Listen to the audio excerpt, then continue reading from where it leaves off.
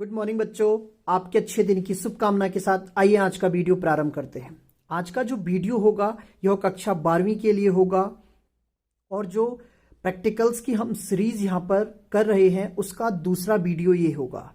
आज का जो वीडियो है वह बहुत महत्वपूर्ण है क्योंकि आज हम मीटर सेतु के बारे में पढ़ने वाले हैं और मीटर सेतु अपने आप में एक बहुत महत्वपूर्ण टॉपिक है जो कि बहुत टाइम परीक्षा में भी पूछा गया है। तो आज जो प्रैक्टिकल हम करेंगे इसके द्वारा आपका जो मीटर ब्रिज से रिलेटेड टॉपिक है वो भी कंप्लीट हो जाएगा या उसका जो कॉन्सेप्ट है वो आपको अच्छे तरीके से समझ में आ जाएगा। तो सबसे पहले जो प्रयोग करने का तरीका है उसमें सबसे पहले हम उद्देश्य लेते हैं या ऑब्जेक्टिव लेते हैं। तो यहाँ पर जो हमारा ऑब्जेक्टिव है वह है मीटर सेतु का प्रयोग करके दिए गए तार का प्रतिरोध ज्ञात करना तथा इससे तार के पदार्थ का विशिष्ट प्रतिरोध ज्ञात करना। अर्थात हमें मीटर ब्रिज का प्रयोग करना है, एक तार दिया गया होगा उसका हमें प्रतिरोध ज्ञात करना है और जब प्रतिरोध ज्ञात हो जाएगा उसके बाद उसका विशिष्ट प्रतिरोध हमें यहाँ पर ज्ञात करना है। तो हमें यहाँ पर रेजिस्टेंस और स्पेसिफिक रेजिस्टेंस फाइंड करना है। इसके लिए किन सामग्री की आवश्यकता होगी या जो एपरेटस होंगे वो क्या क्या होंगे। तो मीटर सेतु का एपरेटस होगा, प्रतिरोध बॉक्स होगा, एक मार्गी कुंजी होगी, जॉकी होगी, धारा मापी या गैल्वेनोमीटर हम इसे कहते हैं, लेग्लांचे सेल है, इसकी जगह पर मैं बैटरी एलिमिनेटर यूज़ कर रहा हूँ। रेगमार्क जो हमारे कनेक्शन होते हैं उनको अच्छे तरीके से क्लीन करने के लिए रेगमार्क का प्रयोग किया जाता है। संयोजक तार होंगे, प्रतिरोध जो हम वायर लेंगे एक अज्ञात वायर हम इसे कह सकते हैं, अज्ञात प्रतिरोध का वायर कह सकते हैं, और पेंच मापी। तो यहाँ पर मैं पेंच मापी प्रयोग नहीं कर रहा हूँ। सबसे पहले आते हैं कि जो सिद्धांत है वह क्या है, जो मीटर सेतु है वह किस सिद्धांत पर कार्य करता है। तो जो मीटर सेतु है यह व्हीटस्टोन ब्रिज के सिद्धांत पर कार्य करता है। व्हीटस्टोन ब्रिज से रिलेटेड वीडियो भी मैंने बनाया था जिसमें मैंने व्हीटस्टोन ब्रिज का जो सिद्धांत है उसे प्रैक्टिकल के द्वारा ही प्रूव किया था। जो मीटर ब्रिज है वह व्हीटस्टोन ब्रिज के सिद्धांत पर कार्य करता है। व्हीटस्टोन ब्रिज में एक समचतुर्भुजनुमा फिगर बनती है जिसमें जो दो विकर्ण है, विकर्ण देखिए ए से सी होगा जो कि आंतरिक रूप से है लेकिन उसे हमने बाहर दिखाया हुआ है, और दूसरा विकर्ण डी से बी है तो उसे हमने अंदर ही दिखाया है। तो जो ए से सी है इसमें एक बैटरी जोड़ी जाती है और एक की जोड़ी जाती है। साथ में जो दूसरा विकर्ण है इसमें गैल्वेनोमीटर जोड़ा जाता है और दूसरे हिस्से पर हम जॉकी जोड़ते हैं और जहां भी संतुलन की स्थिति प्राप्त होती है उसे बी कहते हैं। यहाँ पर जो आर, एस, पी और क्यू हैं वो इस तरीके से संयोजित होते हैं कि संतुलन की अवस्था में, संतुलन की अवस्था का अर्थ हुआ कि जो गैल्वेनोमीटर है उसमें जीरो डिफ्लेक्शन होगा, यानी कि कोई भी डिफ्लेक्शन वो शो नहीं करेगा। तो उस स्थिति में P अपॉन Q का जो रेशियो होता है वह R अपॉन S के बराबर होता है। अब यदि S अज्ञात है तो हम आसानी के साथ S का मान ज्ञात कर सकते हैं। तो इसका जो फिगर बनता है, फिगर में इस तरीके से आपको दिखाना चाहता हूं। जो प्रैक्टिकल में हम फिगर बनाएंगे वो इस तरीके से बनेगा। दोनों चीजें आप साथ में रखिए, यहाँ पर व्हीटस्टोन ब्रिज है और साथ में ये इसका फिगर है। दोनों को एक साथ दिखाने की कोशिश करता हूं आपको। ये देखिए, तो जो ये नीचे वाला हिस्सा है यहाँ पर जो मीटर ब्रिज एपरेटस होता है उसमें 1 मीटर लंबी तार होती है, साथ में एक स्केल लगा होता है जिसमें 0, 10, 20 इस तरीके से काउंटिंग होती है, और यहाँ पर एल शेप में स्ट्रिप लगी होती है, यहाँ पर भी एल शेप में स्ट्रिप लगी होती है, बीच में आई शेप होता है, यहाँ पर एक टर्मिनल होता है, दूसरा टर्मिनल यहाँ पर होता है और बीच में गैप होता है। ये अभी मैं आपको दिखा दूंगा, और यहाँ पर भी गैप होता है। यहाँ पर जिस आर की हमने बात की तो रेजिस्टेंस बॉक्स यहाँ पर जोड़ा जाता है जिसे हम प्रतिरोधक बॉक्स कहते हैं, और यहाँ पर जो एस अज्ञात प्रतिरोध है वह जोड़ा जाता है। साथ में जो संतुलन की अवस्था है, जब हमने डी की बात की तो डी बिंदु ये है, यहाँ पर आप ध्यान दीजिए।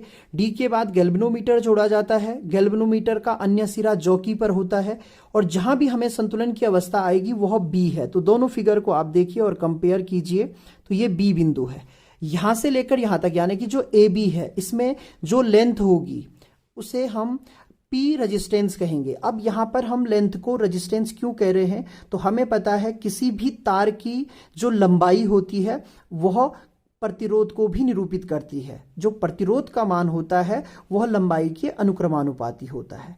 ठीक B से लेकर C तक जो होगा इसे हम 100 - L कह सकते हैं, या स्केल से डायरेक्ट भी इसको हम पढ़ सकते हैं। तो ये जो वैल्यू होगी इसे हम Q कहेंगे। यहाँ पर Q देखिए, तो यहाँ पर जितना भी रेजिस्टेंस होगा वह Q का मान बताएगा। तो प्रैक्टिकल में सबसे बड़ी बात यही है कि हम यहाँ पर P और Q जो रेजिस्टेंस हैं वो ज्ञात न करके इस तार की लंबाई ज्ञात करते हैं, और जो तार की लंबाई होती है वही वहां पर प्रतिरोध का मान भी होता है। जो रेजिस्टेंस बॉक्स है इससे हम जो भी रेजिस्टेंस प्रयोग करेंगे उसका मान हमें ज्ञात होगा। तो यहाँ पर एक अज्ञात राशि बच जाती है, वह है S, और उसके पश्चात हम सूत्र का प्रयोग करके S का मान ज्ञात कर सकते हैं।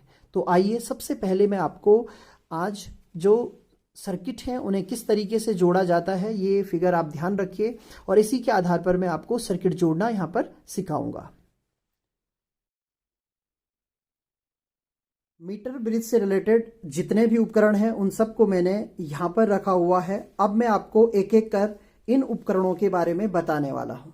सबसे पहले आप देखिए, एक लकड़ी का गुटका है जिसके ऊपर एक स्केल लगा हुआ है, और साइड में L शेप, दोनों तरफ L शेप है और बीच में I शेप है। नजदीक चलते हैं। सबसे पहले देखिए, जो लकड़ी का गुटका है इसकी लंबाई 1 मीटर से थोड़ा ज्यादा होती है। इसके ऊपर एक मीटर स्केल लगा हुआ है, तो इसकी लंबाई 1 मीटर की होगी और सेंटीमीटर के खाने इस पर बने हुए हैं। इसके ऊपर एक वायर लगी हुई है जो कि मिश्र धातु की होती है।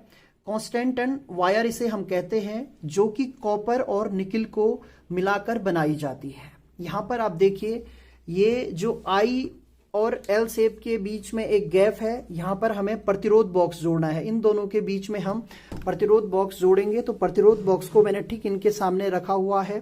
प्रतिरोध बॉक्स के 2 टर्मिनल होते हैं, पहला टर्मिनल ये है, दूसरा टर्मिनल ये है। पहले टर्मिनल से मैं यहाँ पर जोड़ूंगा और जो दूसरा टर्मिनल होगा उसे मैं यहाँ पर जोड़ दूंगा। इसी प्रकार जो बीच वाला हिस्सा है इसे हम D की तरह प्रयोग करेंगे। तो यहाँ पर गैल्वेनोमीटर मैंने इसके सामने रखा हुआ है, तो यहाँ पर मैं जो गैल्वेनोमीटर का पॉजिटिव पार्ट है उसे मैं यहाँ पर जोड़ने वाला हूँ, यानी इस बीच वाले हिस्से में गैल्वेनोमीटर का पॉजिटिव पार्ट जुड़ेगा। उसके पश्चात ये नेगेटिव पार्ट है और इसे हम फ्री रहने देंगे। एक लंबी वायर मैंने इसमें प्रयोग की हुई है, यहाँ देखिए, और इसमें जॉकी मैंने लगाई हुई है। अब ये जो अगला गैप है, इस गैप में हमें एक वायर प्रयोग करनी है, यानी कि एक तार लेना है जिसका कि हमें प्रतिरोध ज्ञात करना है। तो यही वो वायर है जिसका हमें प्रतिरोध ज्ञात करना है। तो इसे हम अज्ञात प्रतिरोध कहेंगे, जो कि हमने इस गैप में प्रयोग किया हुआ है। अब इसका जो लास्ट एंड है, इस एंड पर जो बैटरी है उसका नेगेटिव पोर्शन यहाँ पर जोड़ दिया जाएगा, यानी कि यहाँ पर हम नेगेटिव टर्मिनल जोड़ेंगे, और ठीक जो दूसरी तरफ का टर्मिनल है उस पर यहाँ हम पॉजिटिव टर्मिनल जोड़ने वाले हैं। तो अब मैं आपको दिखाने वाला हूँ बैटरी के नेगेटिव टर्मिनल से मैंने वायर ऑलरेडी कनेक्ट की है और पॉजिटिव टर्मिनल से भी वायर कनेक्ट की है। काफ़ी लंबी वायर ये है, तो ये यहाँ से यहाँ आएगी। तो देखिए, यहाँ पर सीमित संसाधनों में व्यवस्था चल रही है, इसलिए थोड़ा सा प्रॉब्लम भी हो रही है। अब यहाँ पर मैं ये सारे कनेक्शन जोड़कर आपको दिखा देता हूँ।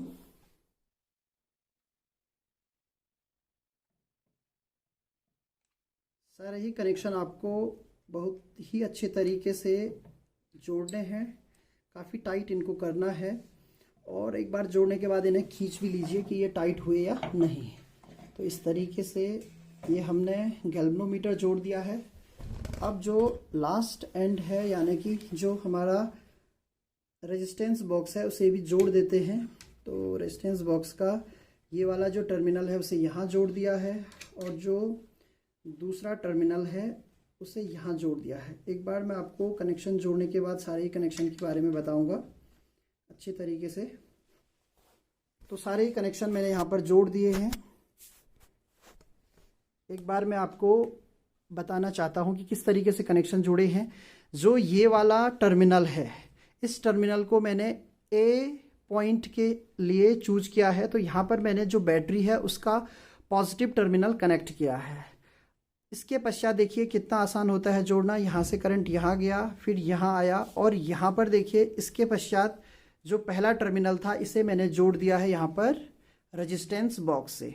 रेजिस्टेंस बॉक्स में यहाँ से करंट यहाँ होते हुए यहाँ आया और फिर यहाँ पर देखिए जो दूसरा गैप का दूसरा टर्मिनल था उसमें मैंने रेजिस्टेंस बॉक्स के दूसरे टर्मिनल को जोड़ दिया है। तो एक वायर यहाँ कनेक्ट की है, इसके पश्चात यहाँ से यहाँ तक कनेक्शन आया। तो यहाँ पर अभी देखिए इधर से पॉजिटिव करंट आ रहा है, पॉजिटिव पोटेंशियल यहाँ पर है। तो पॉजिटिव को मैंने यहाँ से लेकर और गैल्वेनोमीटर के पॉजिटिव में जोड़ दिया है। इसके पश्चात यहाँ से करंट यहाँ जाएगा और फिर यहाँ देखिए जो नेगेटिव है उसमें मैंने यहाँ पर जॉकी को जोड़ा है और इसे फ्री रखा हुआ है। तो काफ़ी लंबी वायर इसके लिए मैंने प्रयोग की है। इसके पश्चात देखिए यहाँ बीच में वो वायर जुड़ी है जिसका हमें प्रतिरोध ज्ञात करना है और जो लास्ट वाला एंड है इस पर हमने जोड़ा हुआ है नेगेटिव टर्मिनल को। अब सबसे पहले यह देख लेते हैं कि जो हमारे कनेक्शन है वो सही है या नहीं है।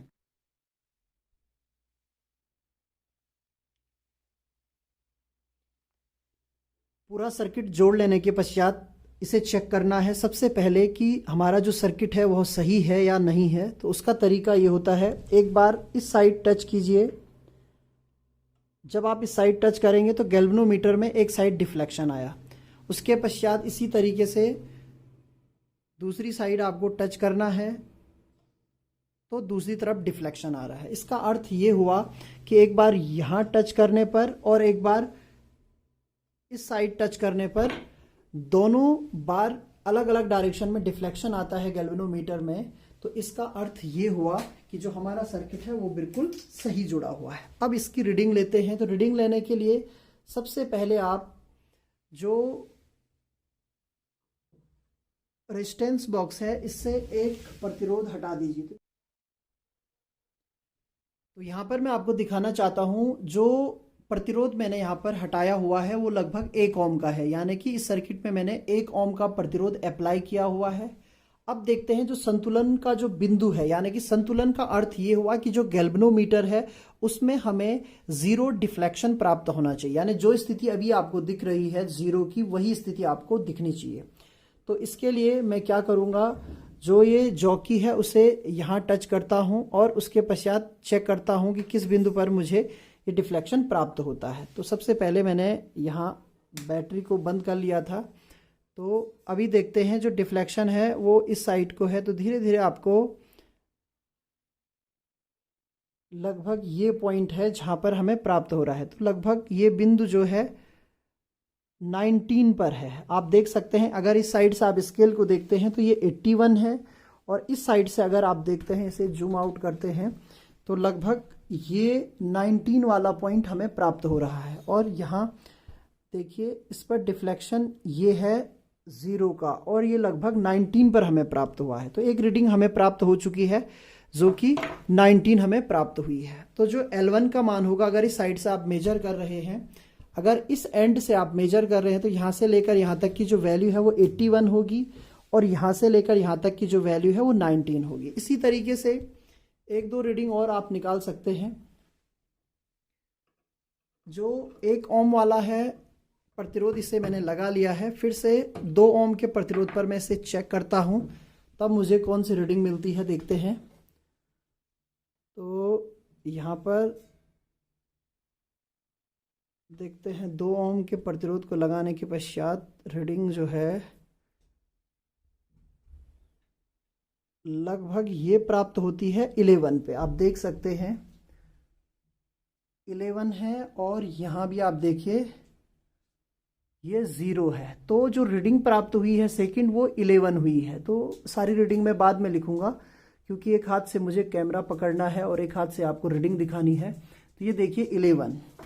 तो जब मैंने यहाँ से R का मान 2 ओम लिया तब मुझे जो वैल्यू प्राप्त हुई, यानी यहाँ से अगर मैं देखूं तो 89 प्राप्त हुई है। इस साइड से अगर मैं देखूं तो ये मुझे 11 प्राप्त हुई है।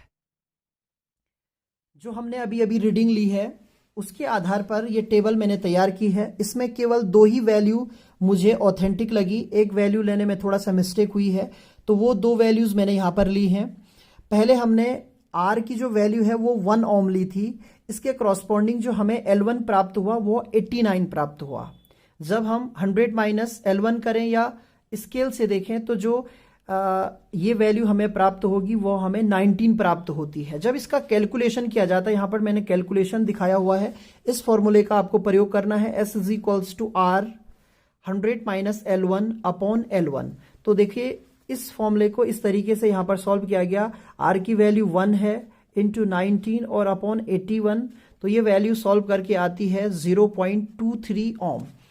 उसके पश्चात R का मान जो हमने 2 लिया था उसके करॉस्पॉन्डिंग L1 89 प्राप्त हुआ, तो जो 100 माइनस L1 होगा वो 11 हो जाएगा।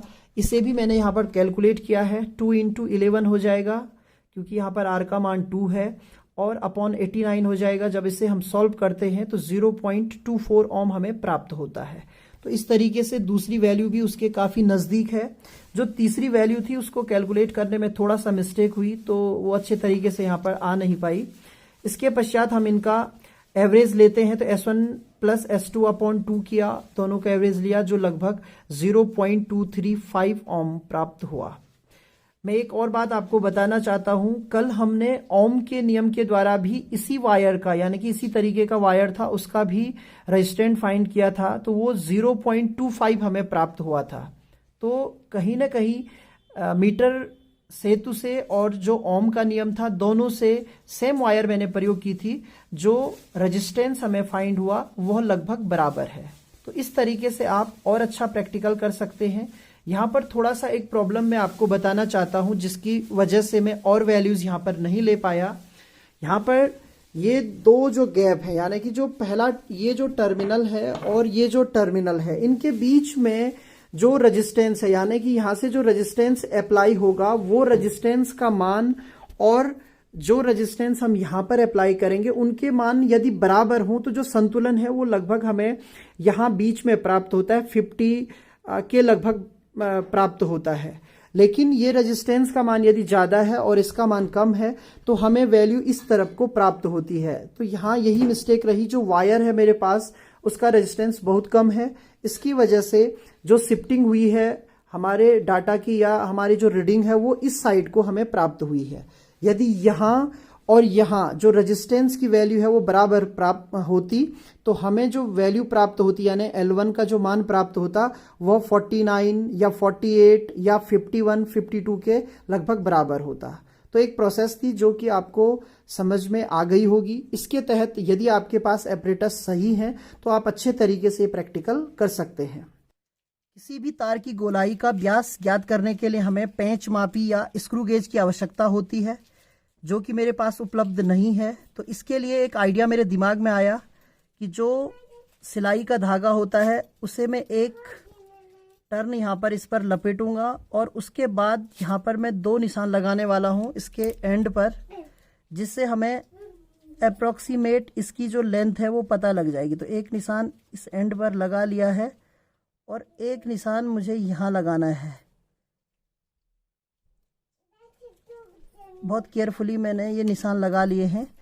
तो लगभग ये जो 2 निशान हैं, अगर ये दिख पा रहे हैं आपको, तो ये जो 2 निशान हैं ये लंबाई बता रहे हैं या व्यास बताएंगे इस वायर का, क्योंकि हम कोई भी वृत्ताकार चीज़ बनाते हैं तो उस वृत्त को यदि हम तोड़ दें तो उसे एक लेंथ निकलती है। तो लगभग ये वाली जो लंबाई है यह इस तार का व्यास है। अब मैं इसे मेजर करने वाला हूँ एक स्केल की सहायता से। बहुत केयरफुली हमें ये काम करना है। देखिए यहाँ पर ये 2 निशान हैं मेरे पास।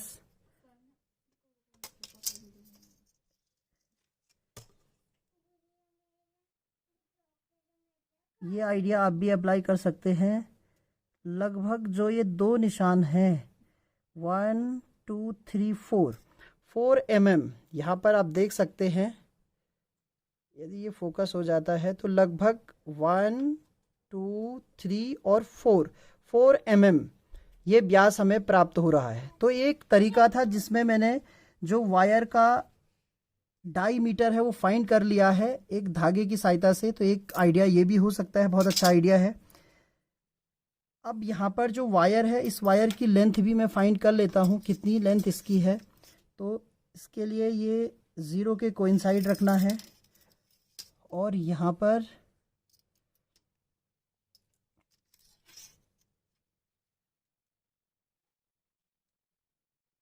यहाँ से लेकर यहाँ तक मेजर किया 45, और 45 के बाद फिर से देखता हूँ कितना और प्राप्त होता है, लगभग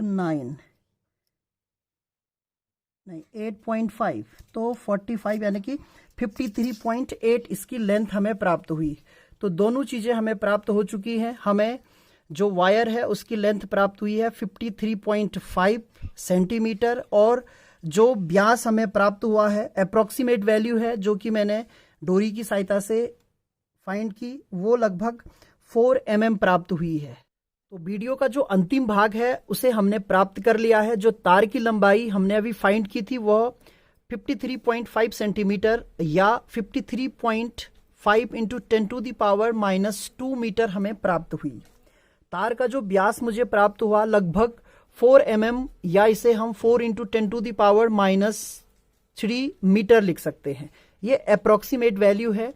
त्रिज्या व्यास का आधा होता है, तो त्रिज्या की जो वैल्यू होगी वह 2 इंटू 10⁻³ मीटर प्राप्त हुई। किसी भी वृत्त का जो क्षेत्रफल होता है, क्योंकि मैंने कहा था जो तार है वह लगभग वृत्ताकार हम उसे मानेंगे, तो जो क्षेत्रफल होता है वह πr² होता है। वैल्यू सारी मैंने पुट की और उसके बाद कैलकुलेशन किया गया। कैलकुलेशन करने के पश्चात जो क्षेत्रफल हमें प्राप्त हुआ वह हमें 1.25 इंटू 10⁻⁻6 मीटर स्क्वायर प्राप्त हुआ है। तो एरिया हमने फाइंड कर लिया है। अब जो तार है उसका विशिष्ट प्रतिरोध का जो फॉर्मूला होता है ρ=S इंटू A/L होता है। S वो प्रतिरोध है जो प्रैक्टिकल के द्वारा हमने ज्ञात किया था, जिसकी वैल्यू हमें प्राप्त हुई थी 0.235 ओम। एरिया हमने अभी फाइंड कर लिया है और जो लेंथ है वह 53.5 सेंटीमीटर है। सारी वैल्यूज फॉर्मूले में पुट की, उसके बाद कैलकुलेशन किया और कैलकुलेशन करने के पश्चात जो वैल्यू प्राप्त हुई उसका मान प्राप्त हुआ 5.5 इंटू 10⁻⁻7 ओम मीटर। इसका अर्थ हुआ कि जो वैल्यू हमने फाइंड की है विशिष्ट प्रतिरोध की, कांस्टेंटन वायर इसे मैं लेके चल रहा हूं, और कांस्टेंटन वायर के लिए जो स्टैंडर्ड वैल्यू है यानी कि जो मान होता है वह 4.9 इंटू 10⁻⁻7 ओम मीटर होता है। तो उसके लगभग बराबर है। यहाँ पर एक दो जगह हमसे मिस्टेक हुई होगी, जैसे हमने व्यास फाइंड किया तो हो सकता है व्यास का जो मान है वो थोड़ा सा कम प्राप्त हो, तो लगभग बराबर है। तो ये वैल्यू जो हमने फाइंड की है वो बिल्कुल सही फाइंड की है। तो इस तरीके से आप मीटर ब्रिज की सहायता से किसी भी तार का पहले अज्ञात प्रतिरोध ज्ञात कर सकते हैं और उसके पश्चात उसका विशिष्ट प्रतिरोध भी ज्ञात कर सकते हैं। तो उम्मीद है आपको वीडियो पसंद आएगा, और आज वीडियो के लास्ट में आपको जो प्रैक्टिकल है उसे किस तरीके से आपको लिखना है वो पूरा भी मैं आपको बताने वाला हूँ। Thank you.